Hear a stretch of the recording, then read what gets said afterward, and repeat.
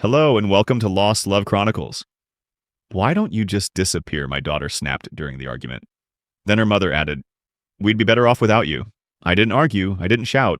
I just quietly packed my bag. This morning, I woke up to 27 missed calls. I used to believe words were just that. Just words, temporary, meaningless when flung in anger. But some sentences cut deeper than any punch. One moment, one sentence, and everything you believed in can start to unravel. Why don't you just disappear? Mara said it at dinner, not yelling, not in a fit like when she was younger. This was different. Her voice was calm, deliberate like she had rehearsed it. Then Riley delivered the final blow. We'd be better off without you. At first I thought I misheard her. Maybe Myra's words had already rattled me and my mind twisted Riley's, but no, her tone was level, cold, no anger, no slammed silverware or raised voice. She just said it like a fact, like something long D's. I stared at her silently, begging for something, anything. A flicker of doubt, an apology, even a grimace. But she just sipped her wine, eyes locked anywhere, but on mine. The silence that followed wasn't just quiet. It was oppressive, like a weight settling on my chest. I looked at Mara, 16, not my daughter by blood but by choice. She'd been 12 when Riley and I married. She'd been tough even then, guarded. I worked hard to earn her trust. Late-night chats about books, movie nights, where she pretended not to laugh at my awful dad jokes, helping her with math when she refused to ask her mom, and now 4 words had erased all of that. I could have fought back. I could have reminded them of the times I'd shown up, of Jared, the biological father who disappeared for years. I could have demanded answers, but I didn't.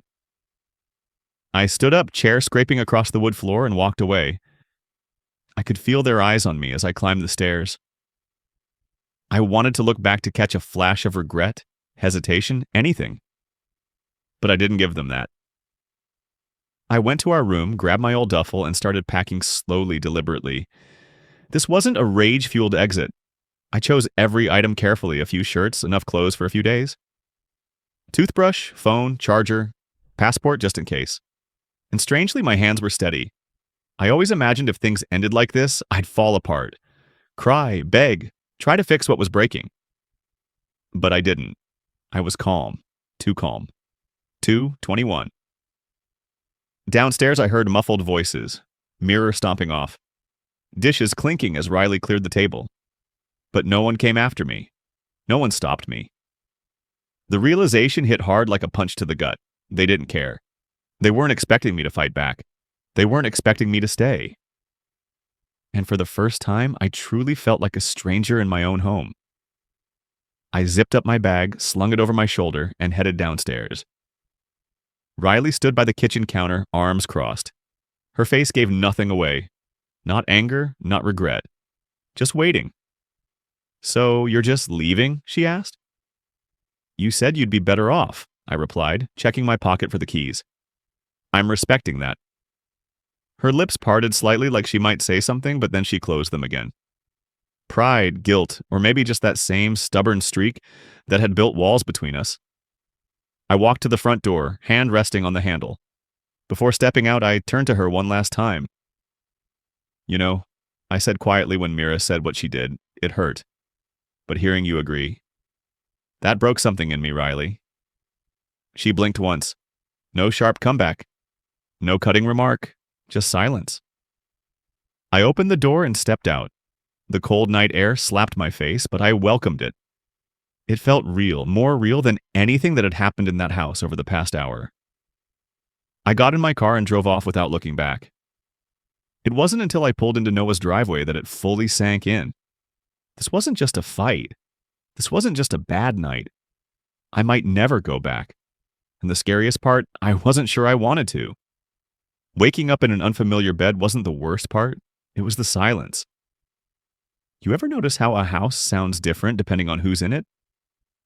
Even in sleep, a home has a pulse, soft breathing from another room, the creak of someone shifting under the covers, the hum of the fridge, the whisper of the heater. But Noah's guest room was dead quiet. Not peaceful, just empty. I lay there staring at the ceiling, replaying everything from the night before on a loop. Why don't you just disappear? We'd be better off without you. Those words had settled deep inside me like stones on my chest, pressing down with each breath. I thought maybe the daylight would make it easier. Maybe I'd wake up to a text from Riley saying she didn't mean it. Maybe Mara would apologize. I turned over and grabbed my phone. 27 missed calls. Riley, Mara, even Oriana, my sister. I exhaled slowly. I should have felt relief, right? If they were calling, maybe something had shifted. Maybe Riley regretted what she'd said. Maybe Mara saw my empty chair at breakfast and felt the weight of it.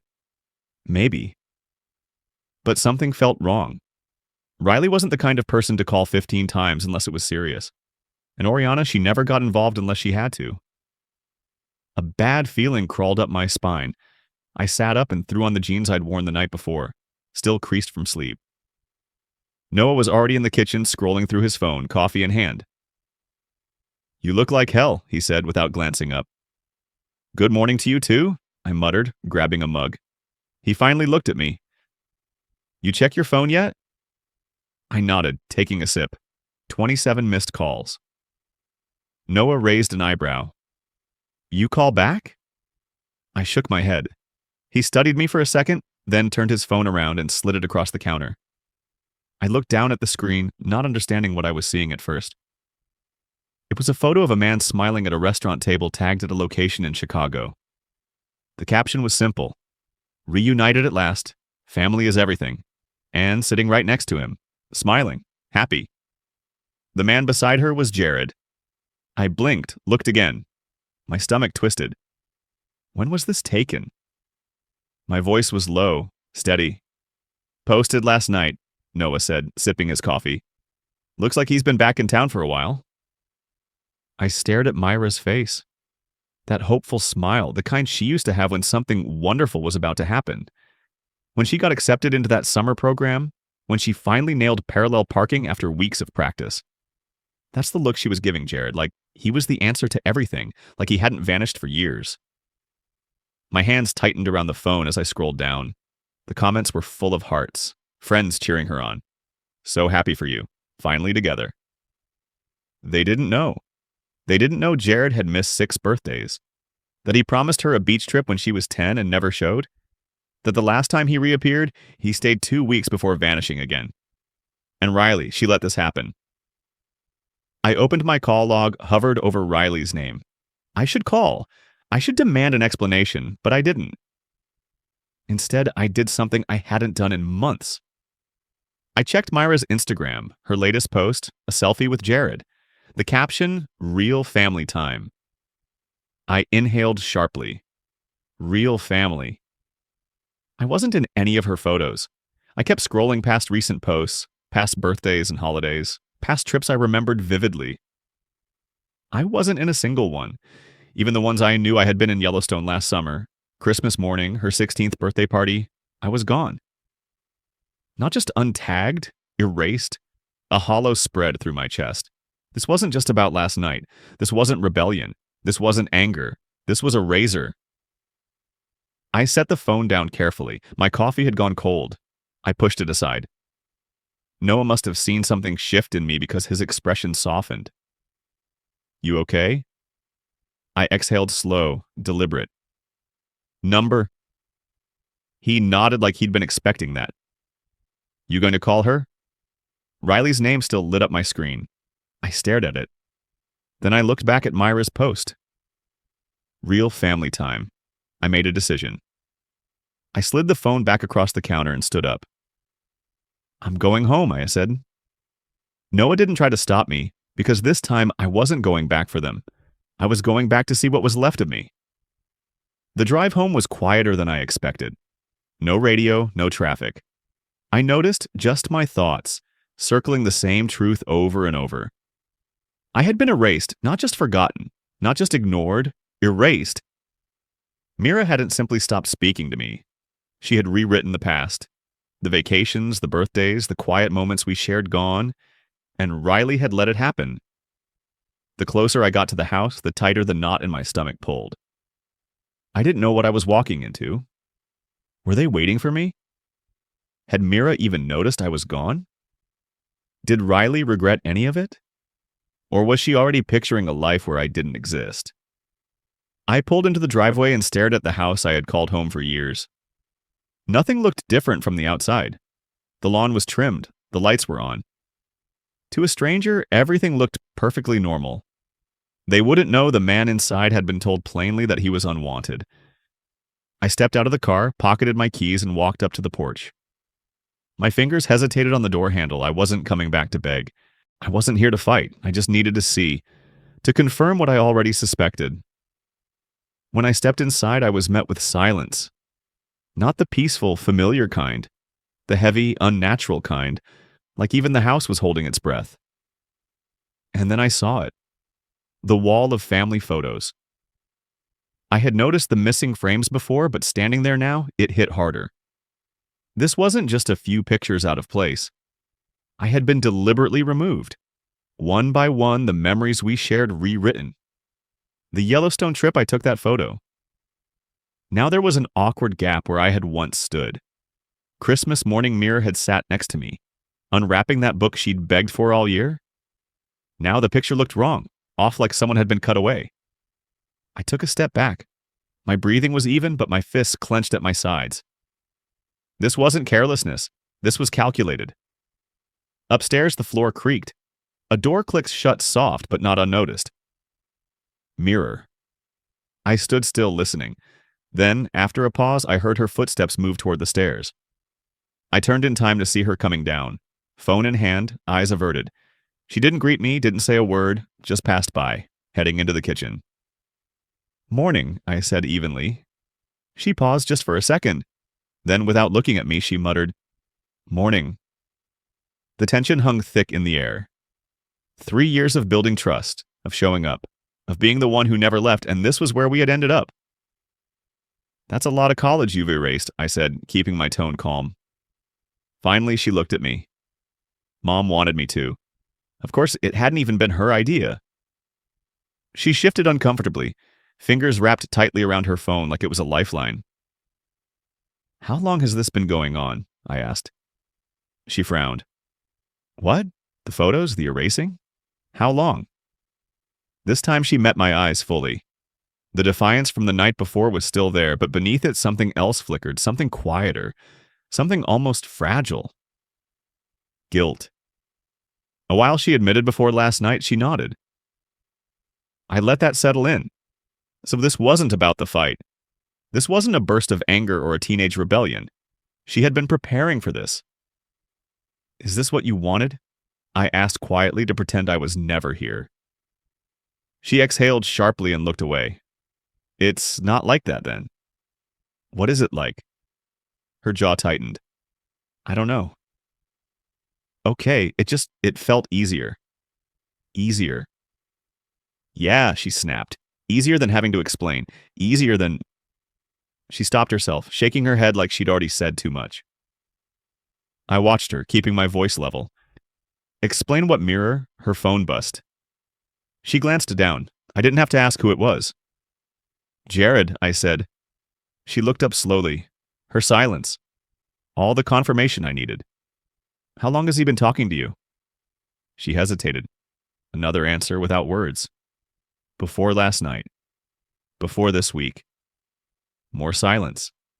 Then finally, months. I closed my eyes just for a moment, letting the weight of it hit. Months. While I was under the same roof, thinking things were okay. He'd been whispering in her ear, shaping her view, spinning his version of the past. Did Mom know? She nodded. She didn't want to tell you. She thought it would just make things worse. Worse. Riley had known. She had known Jared was back, that he was talking to Mira, that he was twisting the truth, and she had let it happen. "Did he tell you to do it?" I asked, voice even erased me. Myra's lips parted slightly. That flicker of guilt came back quick and sharp. She didn't answer. She didn't need to. I nodded, stepping back. "Got it." Mira shifted, clearly uncomfortable. "It's not." I raised a hand. You don't have to explain. I turned toward the door. I'd heard enough because now I understood. This wasn't just a teenager lashing out. This was Jared's doing, and Riley had stood by. As I walked out, one thing was certain. This wasn't over. I didn't drive far. I couldn't. I pulled into an empty cafe parking lot and sat in silence. The anger from the night before was no longer simmering. It was burning. But it wasn't just anger anymore. It was betrayal. Mira had been talking to Jared for months. Riley had known. Neither had said a word. I leaned forward, resting my forehead against the steering wheel, breathing slowly, deliberately. I wasn't going to fall apart. I wasn't going to lose it. I needed to think. My phone buzzed on the passenger seat. I didn't look. I already knew who it was. I let it ring, let the silence settle. Then I picked it up.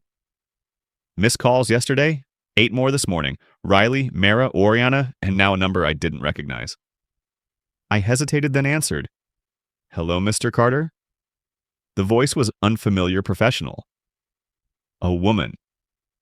This is Mrs. Taylor. I'm Myra's guidance counselor at Westbridge High. I hope I'm not catching you at a bad time. I sat up. No, it's fine. What's going on? There was a pause, a careful breath. I wanted to reach out because I've noticed some recent changes in Myra's academic plans that concern me. My grip on the phone tightened. Changes? Yes. As of yesterday, she submitted withdrawal forms for all of her advanced placement classes. She's also dropped French club and student council. I blinked, barely processing. I asked her why. Mrs. Taylor continued, her voice calm but tinged with concern. And she said she's transferring schools next semester. I almost dropped the phone. She what? Mrs. Taylor continued, her tone calm but edged with concern. She requested her transcripts be sent to 3 schools in Chicago. My stomach twisted. Jared, Chicago.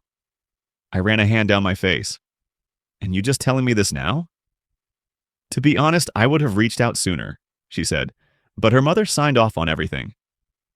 I assumed it was a joint family decision. A bitter laugh escaped me. Yeah, no, definitely not a family decision. Another pause. I see. Mr. Carter, I don't mean to overstep, but I've known Mira since her freshman year. She's always been focused, ambitious. She had a clear plan for college, and now in just a matter of days, she's giving all of that up to follow someone to another city. That's not normal. No, it wasn't. It was classic manipulation. I shut my eyes and took a deep breath. Did she say anything else? Only that she's found a new opportunity and that her father believes she's wasting her potential here. 1434. Her father, not me, not the man who raised her, not the man who sat through every school event, every midnight breakdown, every tearful moment when she didn't believe in herself. Jared had dropped back into her life after years and already convinced her to throw her future away. I fought to keep my voice even. Did she say what kind of opportunity? A pause. She said something in business, a startup. My jaw tightened. Let me guess, her father's startup. Yes. I let out a laugh, but there was no amusement behind it. Just fury, just disbelief. I knew exactly what was happening. Jared had pulled this before. Not just with Mira, not just with Riley, with others. Years ago, he convinced Riley to lend him $20,000 for a sure-thing business venture. She never saw a cent of it. When Mira was 13, he popped back up, promising her the world, only to disappear 2 weeks later after conning another $5,000 out of Riley. Now he was back again. I exhaled slowly, studying myself. Mrs. Taylor, I need to ask you something, and I need you to be completely honest. Of course, do you think Myra is making these decisions because she truly believes in them, or because someone is manipulating her? Another pause, then quietly. I think she's being manipulated. I closed my eyes. That was all I needed. Thank you, I said. I appreciate you calling. If there's anything I can do, I'll handle it, I said, and I meant it. I ended the call and stared out through the windshield. Mira wasn't just pulling away from me, she was being pulled. I knew Jared, I knew his games. Convincing her to erase me, that was only step one. Next came dependence. Get her tied to him emotionally, financially. Make her believe he's the only one who sees her potential. I couldn't let that happen. I wouldn't. I drew in a slow breath, grounded myself. First step, I needed to see Riley. I started the car, backed out of the lot, and headed home. When I pulled into the driveway, Riley's car was already there. Good. I stepped out, walked to the front door, and knocked hard. A moment later, it opened. Riley stood there, arms crossed, eyes wary. "You're back." I pushed past her, stepping inside. "Where's Mira?" "She's out," Riley said, closing the door behind me. "What's going on?" I turned to face her. "You tell me, because I just got off the phone with Mrs. Taylor. And she says, our daughter is dropping out of everything and transferring to Chicago." Riley's expression faltered for a split second, then the mask returned. "I was going to tell you," she said. "When?" My voice was sharp. When she was already gone, Riley's side, rubbing her temple. "Land and I, how long have you known?" I cut in. "How long have you known he was back? That he was talking to her? That he's been filling her head with this crap?" Her lips pressed into a thin line. "A few months." My stomach twisted. Months. I took a slow step forward. "And you didn't think I deserved to know?" Riley lifted her chin. "I thought I could handle it." "You thought you could handle Jared?" I scoffed. "The same man who stole from you?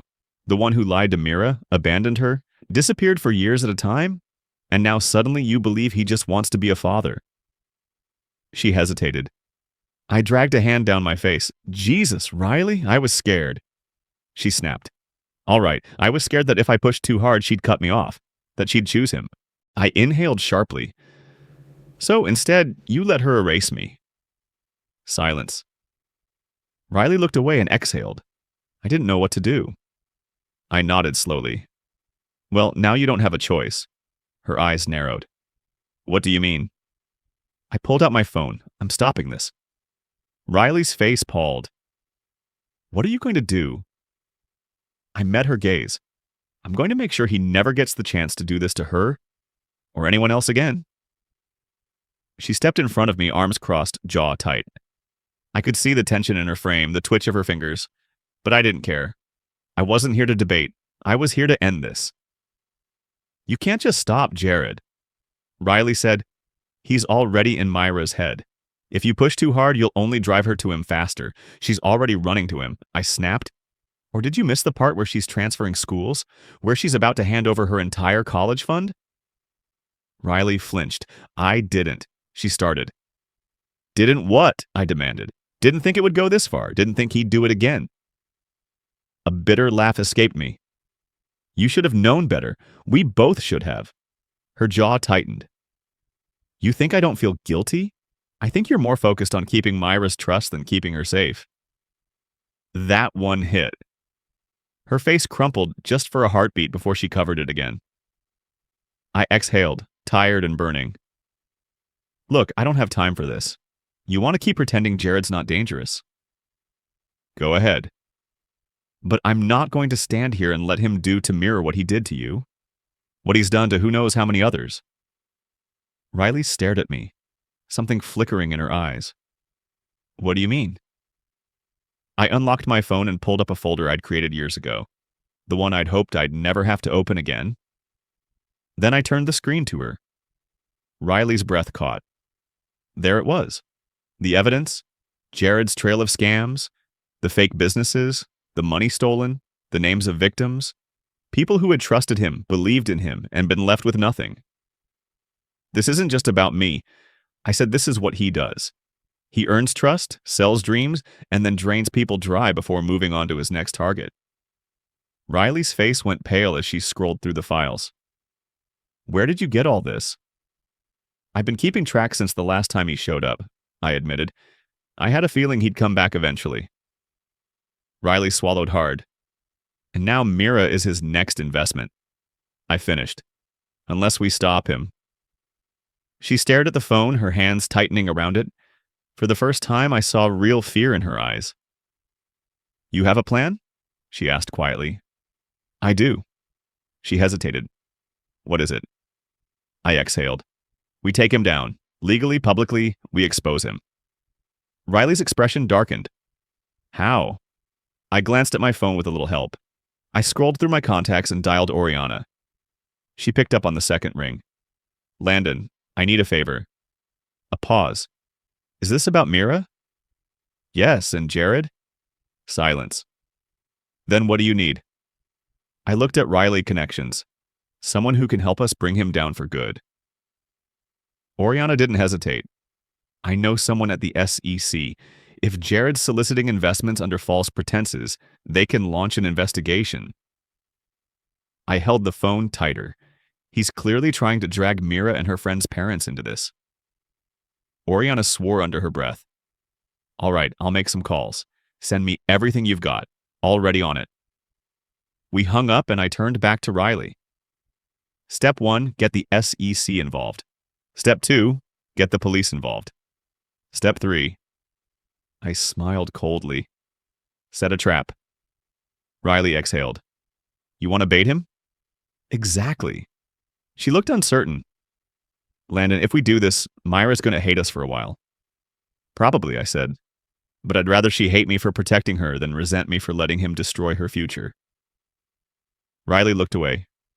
She won't forgive me. She will, I said gently. Eventually, she let out a shaky breath. And if this doesn't work, I shrugged. Then at least I'll know I did everything I could. Riley hesitated, then nodded. What's the plan? I pulled up Jared's latest text from the family group chat. Big announcement at dinner tomorrow night. Can't wait to share the news. I smirked. We're going to crash his party. The next evening, I sat outside the restaurant watching guests arrive. Riley sat beside me, twisting a napkin in her hands, clearly nervous. Good, she should be. You sure this will work? She asked.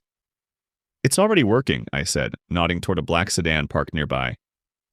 Inside were federal agents, and inside the restaurant, 3 parents wearing hidden mics. Jared was about to pitch his fake startup, and we were about to catch him in the act. Riley exhaled. Myra's inside. I know she's going to be furious. I know. She looked at me. You still want to go through with this? I turned to her. Would you rather let her hand over her college fund to a con artist? Riley didn't answer. I opened the car door. Let's go. The restaurant buzzed with conversation. Jared sat at the head of the long table, all charm and confidence, smiling at Mira like she was a trophy. I fought the urge to punch him. Instead, I walked forward. Jared's smile faltered when he saw me. Landon, he said, feigning surprise.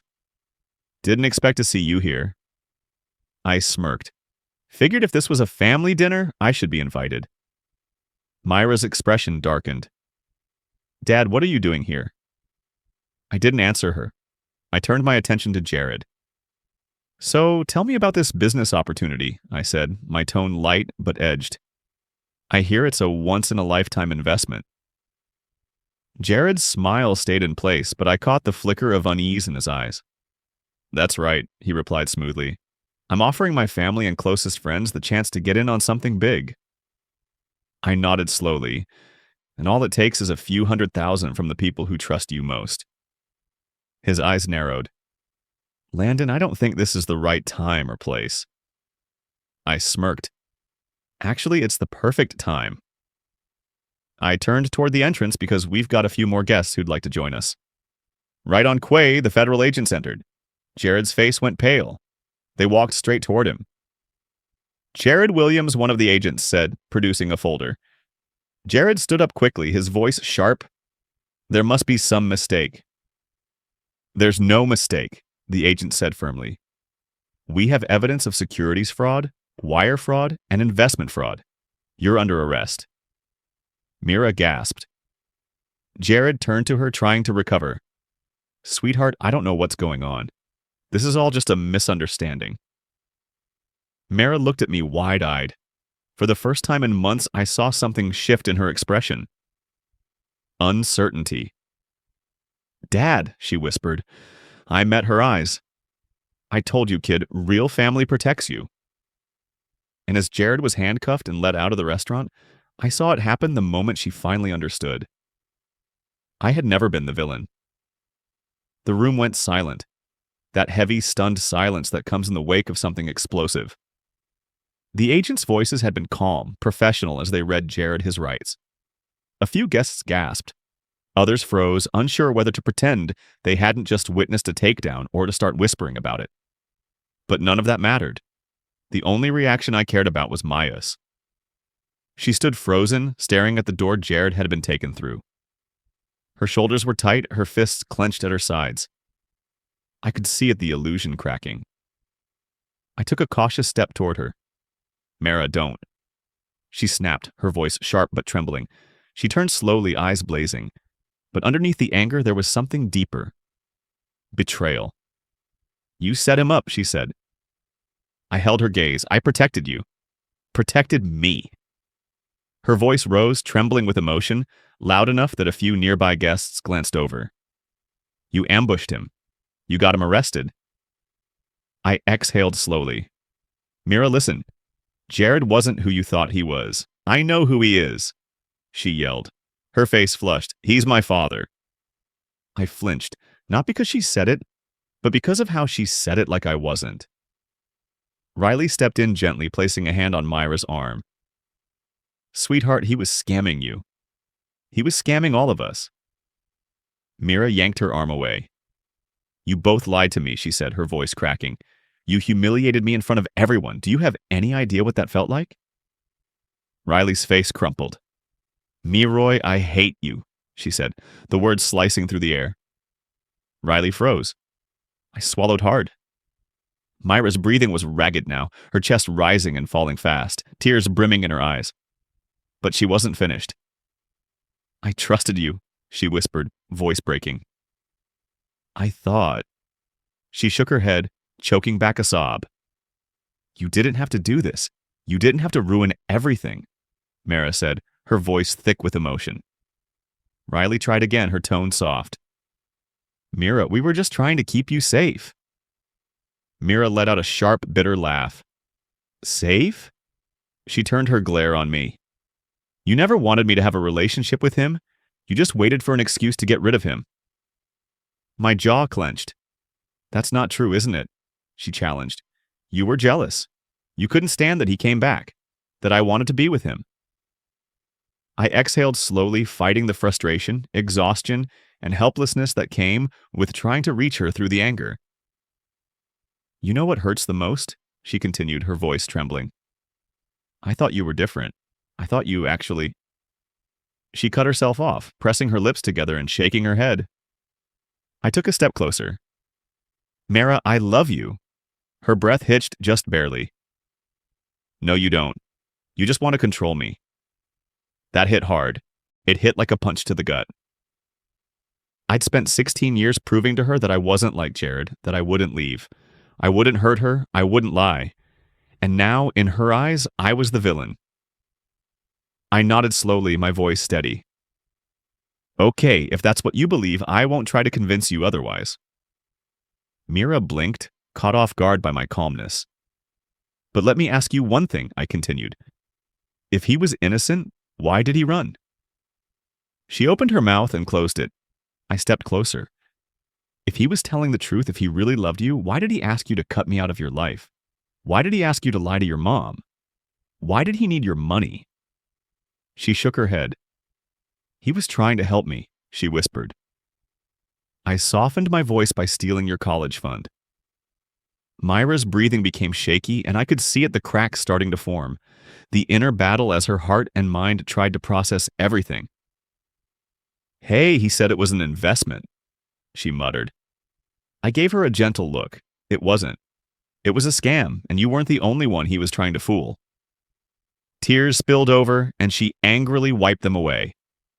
I knew better than to push her any further. So I let her stand there, arms wrapped around herself, the truth slowly sinking in, shattering everything she had believed. Riley reached for her again, but Mira stepped back. I need to go, she said, her voice broken. Riley looked at me silently, asking what to do. I shook my head, let her go. Mira turned and walked out of the restaurant, her shoulders stiff and her head down. Riley hesitated, then exhaled. She hates us? I shook my head. She doesn't.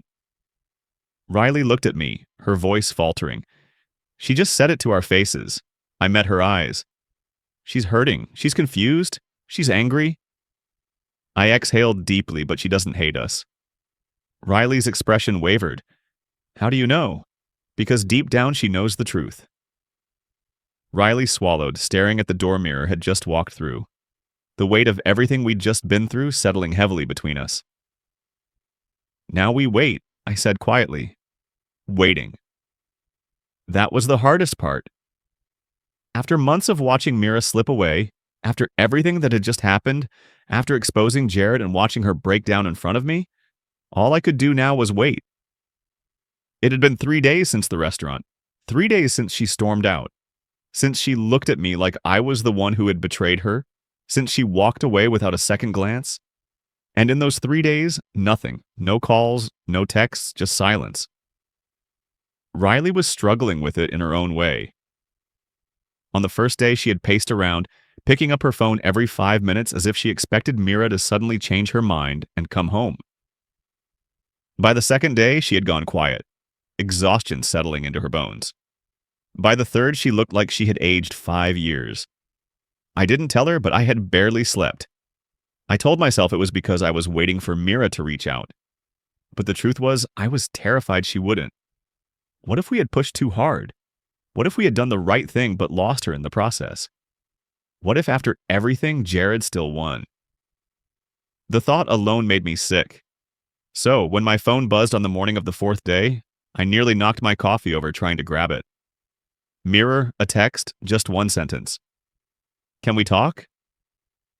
I stared at the screen for a long moment, my heart hammering before I typed back. Of course, where? A few seconds later, she responded, ice cream place. I exhaled. 3 years. That's how long we had been going to that little ice cream shop. It had started as a tradition after dance classes, a way to bribe her into talking to me when she was younger. Over time, it became our thing, and now she was reaching out. I grabbed my keys. The shop was nearly empty when I arrived late afternoon, too early for the usual evening crowd, but I had a feeling Mira had picked it for that reason. She was already there sitting in the corner booth, hands wrapped around a small cup of mint chocolate chip, the same flavor she had always gotten. But she looked different, not angry, not defiant, just tired. I walked over slowly and slid into the seat across from her. She didn't look up at first, just kept her gaze on her ice cream, poking at it with her spoon. Finally, she exhaled. I don't know how to start. Then don't, I said gently. Just say whatever's on your mind. She hesitated, then quietly said, I feel stupid.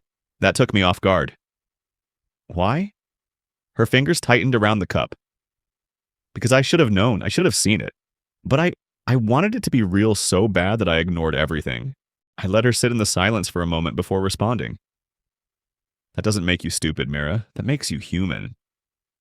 Her eyes flicked up to mine, searching. You're not mad. I was never mad at you, I said softly. Frustrated? Sure. Scared? Definitely, but never mad. Her lips parted slightly as if she hadn't expected that. I leaned forward. Mirror, you were lied to, manipulated. That's not on you. That's on him. Her jaw clenched and I saw the flicker of anger, but this time it wasn't directed at me. Why did he do it? She asked. I sighed. Because that's who he is. He takes. He convinces people to give up everything for him, and then he disappears. It's what he's always done. She exhaled, rubbing her temple. I feel so stupid for believing him. You believed him because you wanted to, I said, and that's okay. We all want to believe that people can change. But the important thing isn't that you believed him. It's that now you see the truth.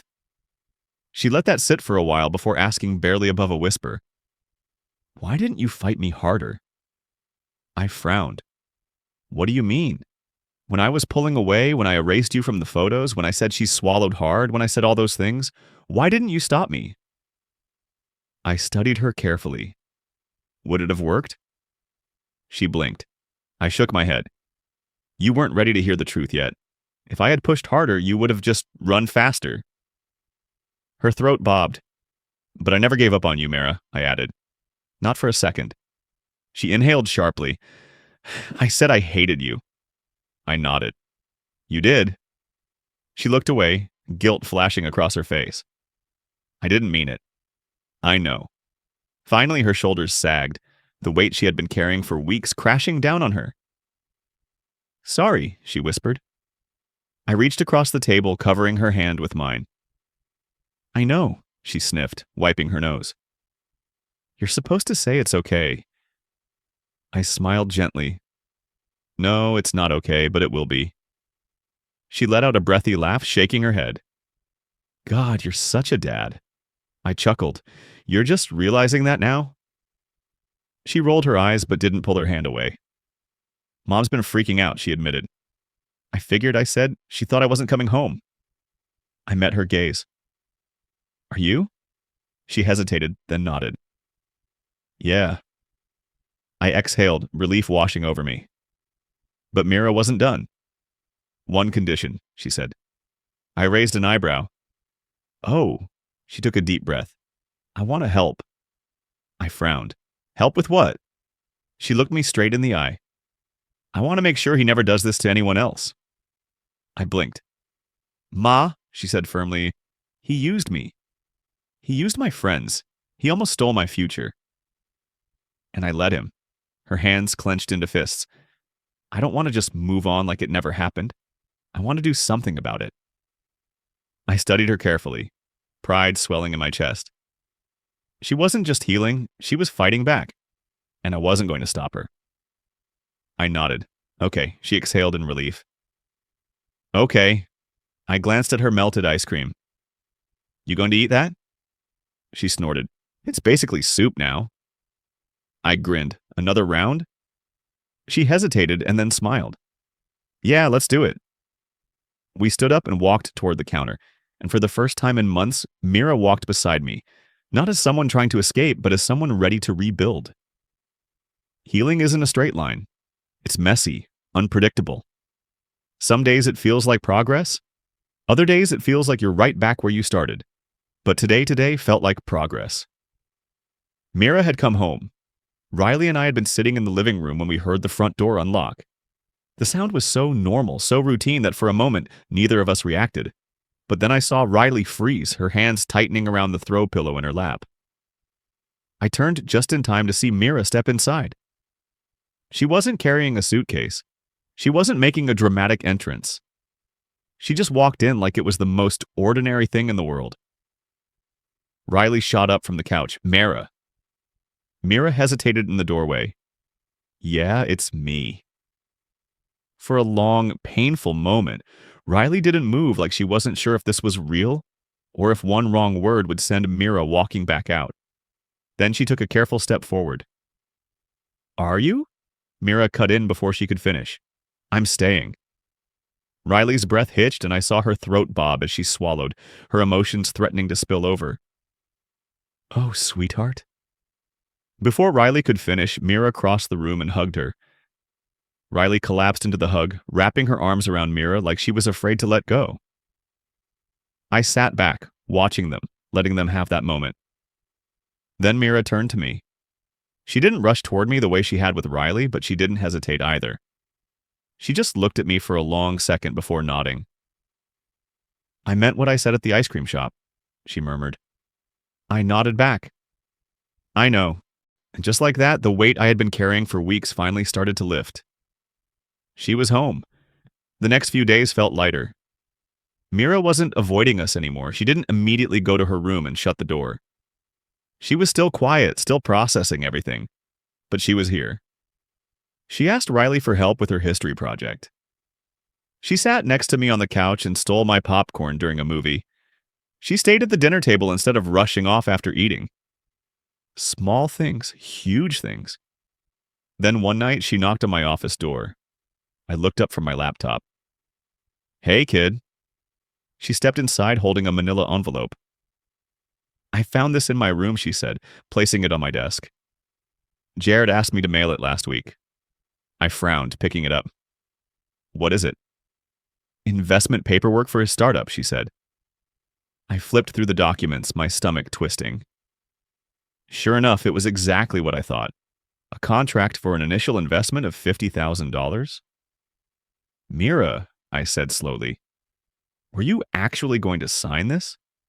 She shifted uncomfortably. I thought about it. I wanted to prove I believed in him. I exhaled sharply, and now she met my gaze. I want to add it to the evidence file. I studied her for a moment. You sure? She squared her shoulders. Yeah, I want to be the one to hand it over. A slow smile tugged at the corner of my mouth. All right, I reached for my phone. Tomorrow morning, we'll deliver it together. The next morning, we walked into the district attorney's office. Mira had been quiet in the car, but now, as we stood in the hallway, I could see her nerves creeping in. She was gripping the envelope tightly, her fingers twitching slightly. I nudged her. You okay? She nodded quickly. Yeah, it's weird. What is? She exhaled. I spent so long thinking he was the one person who really saw me, who believed in me. And now I'm helping put him away. I nodded. That's not easy. She let out a soft laugh. No, it's really not. I glanced at her hands. You don't have to do this if you're not ready. She tightened her grip on the envelope. I am. Before I could say anything else, the door opened and a woman in a navy blue suit stepped out. Mr. Carter Mira. Mira straightened. That's us. The woman smiled. I'm Assistant District Attorney Wells. Come on in. The meeting didn't take long. Mira handed over the documents, answered their questions, and told them everything she had heard Jared say, every promise he made, every lie he fed her. She didn't hesitate. When we left the office and stepped out into the cool morning air, Mira let out a deep breath and smiled. I raised an eyebrow. That a relief smile or a nervous smile? A little of both, she admitted. I grinned. Proud of you, kid. She smirked. You going to start calling me kiddo next?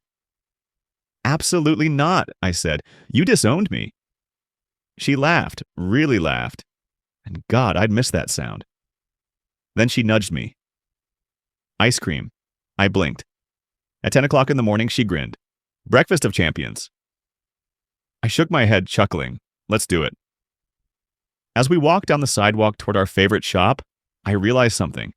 This wasn't just healing, this was rebuilding. Mare had made a choice. She had chosen the truth. She had chosen to fight back. And most importantly, she had chosen me. Dear listeners, please share your thoughts in the comment section below. And don't forget to like, share, and subscribe.